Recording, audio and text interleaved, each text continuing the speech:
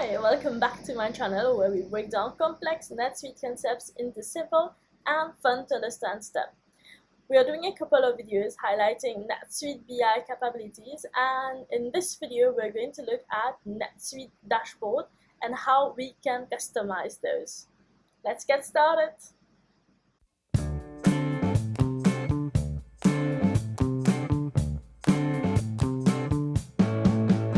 Let's start with an overview of the BI tools. So we have Save Searches, Reports, Workbooks, and finally Dashboard. So we've already covered the first three in other videos, and I'm going to put the link to those videos in the description box below. Dashboards. So those are personalized pages where you can see key business data at a glance and in real time. They consist of little boxes, we call them portlets, that can contain a variety of data ranging from reminders, save searches, reports, KPIs, and so on. Now, if you have the Suite Success bundle, you will already have access to some pre-configured dashboard.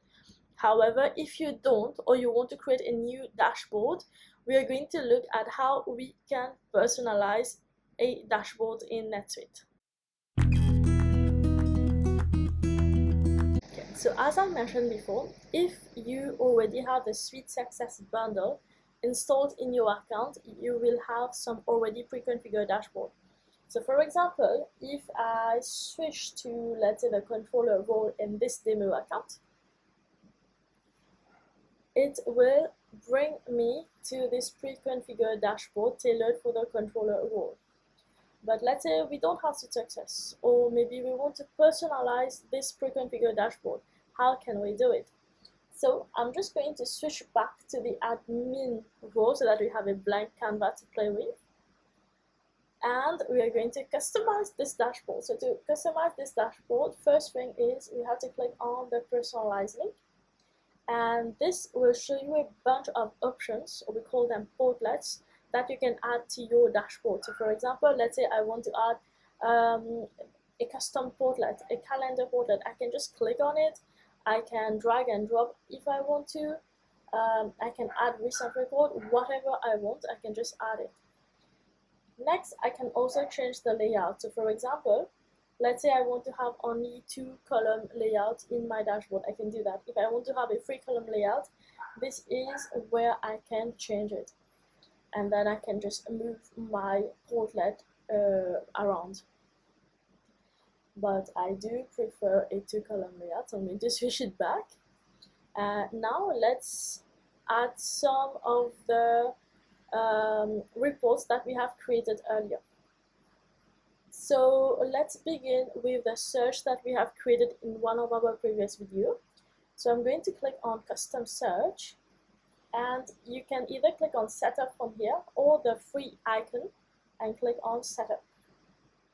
So from here we are going to look for the search that we created in our previous video.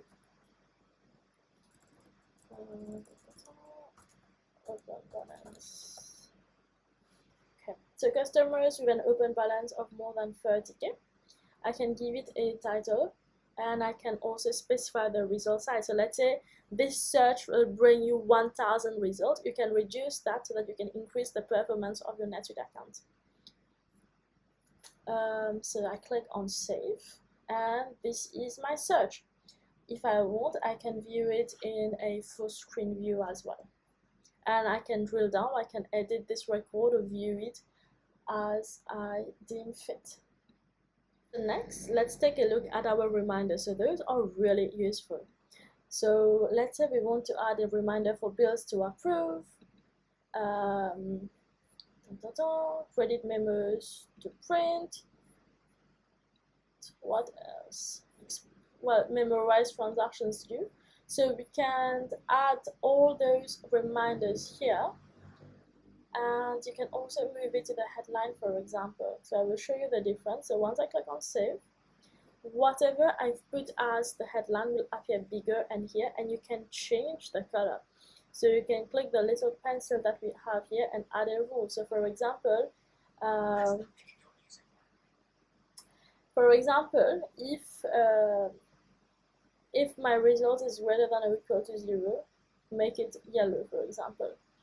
If my allocation schedule is greater than 1, let's make it red. Again, just some examples that we could use.